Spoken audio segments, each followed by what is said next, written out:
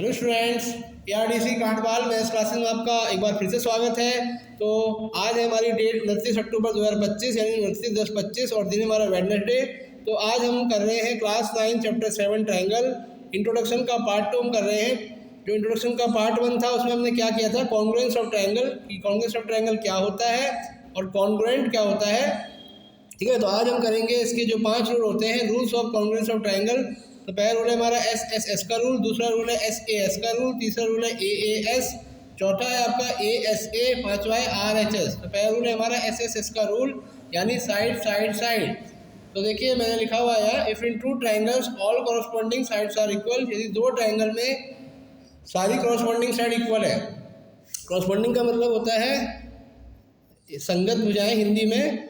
तो फिगर के माध्यम से समझते हैं, जैसे ट्रायंगल ABC और PQR, हमारे दो ट्रायंगल हैं तो इसमें कॉरस्पॉन्डिंग का मतलब है AB और PQ, AB ABC की और PQR PQR की, यानी AB PQ के इक्वल। ठीक है, AC PR के इक्वल। ठीक है, मैंने यहाँ सिंगल है, यहाँ भी सिंगल है, इसका मतलब AB PQ के बराबर, AC PR के बराबर और BC QR के बराबर। तो ये हमारा हो गया ट्रायंगल ABC, इस तरह से हमारा हो गया कॉन्ग्रुएंट हो गया PQR के। कॉन्ग्रुएंट, ये जो साइन है किसका है, कॉन्ग्रुएंट, साइड साइड साइड। और दूसरा रूल हमारा SAS का रूल। SAS का रूल क्या कहता है, if in two triangles two corresponding sides and the angle included between them are equal, यदि किन्हीं दो ट्रायंगल में दो कॉरस्पॉन्डिंग साइड और उनके बीच का एंगल, इंक्लूडेड का मतलब है कि उन दो साइड के बीच का एंगल। ठीक है, इंक्लूडेड का मतलब इन दो साइड के बीच का एंगल, जैसे कि PQR में PQ और PR के बीच में एंगल P बना है और XYZ में XY और XZ के बीच में एंगल X बना है। तो देखते हैं क्या क्या इक्वल है। PQ और XYZ में PQ किसके इक्वल है, XY के, और P एंगल है हमारा X के और PR हमारा XZ के।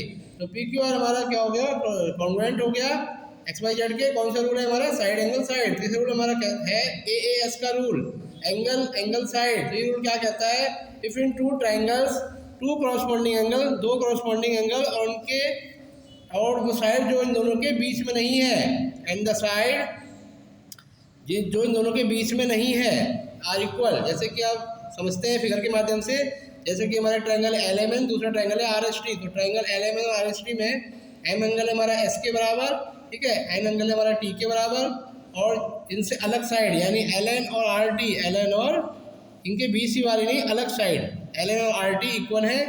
तो वैसे LM और RS भी लिख सकते हैं। ठीक है, वो तो अकॉर्डिंग टू क्वेश्चन होता है। तो ये हमारे ट्रायंगल क्या हो गए, कॉन्ग्रुएंट, LMN और RST। चौथा रूल हमारा ASA का रूल, ये होता है एंगल साइड एंगल का रूल। यही दो ट्रायंगल में, ठीक है, दो कॉरस्पॉन्डिंग एंगल और उनके बीच की side are equal, the side between them are equal.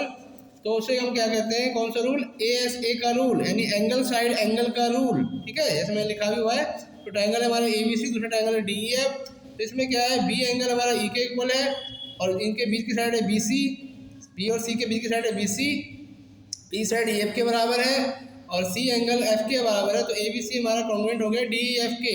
तो ये हमारा चौथा रूल। पांचवा रूल हमारा है RHS का रूल, जो अप्लाई होता है राइट एंगल ट्रायंगल में। जैसे मैंने लिखा हुआ है, if in two right angle triangles, दो राइट एंगल ट्रायंगल्स में यदि दो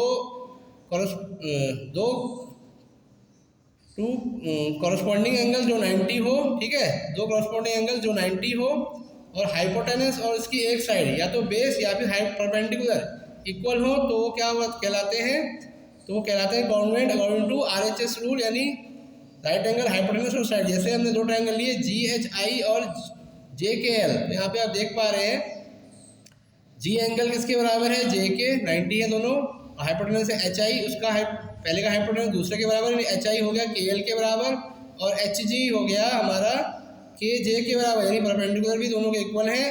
तो ये हमारा कॉन्ग्रुएंट हो जाएगा GHI JKL, कौन से रूल से, RHS के रूल से। ठीक है, राइट एंगल हाइपोटेनस साइड। तो ये हमारे थे 5 रूल। यही 5 रूल हमें चैप्टर 7 में अप्लाई करने हैं और हमारी यहाँ 3 एक्सरसाइज, तो इन्हीं रूल की हेल्प से हम इनको सॉल्व करेंगे। आई होप आपको वीडियो पसंद आया होगा। अगर आपको वीडियो पसंद आया तो आप चैनल को लाइक सब्सक्राइब करें और दोस्तों रिश्तेदारों को शेयर भी करें। Thank you students, thank you very much.